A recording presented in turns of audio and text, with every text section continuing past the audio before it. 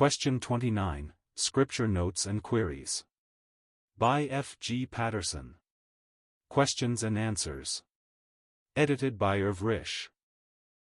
Question. William C. Screen asks for an explanation of Ephesians 4 verse 13, till we all come in the unity of the faith, and of the knowledge of the Son of God, unto a perfect man, unto the measure of the stature of the fulness of Christ. What is the perfect man? Answer. The object of ministry by Christ's gifts, see verses 11 and 12, is the perfecting of the saints, and the edifying of the body of Christ, till each and all should arrive in one uniform basis of faith, and the full knowledge of the Son of God, to the stature of full-grown men, no more remaining in the unhealthy state of babes, tossed to and fro with every wind of doctrine. A perfect man means simply a full-grown man, the fullness of Christ himself being the measure of the stature desired, the Christian attaining it by growing up to him in all things. This is put in contrast with the state of a babe.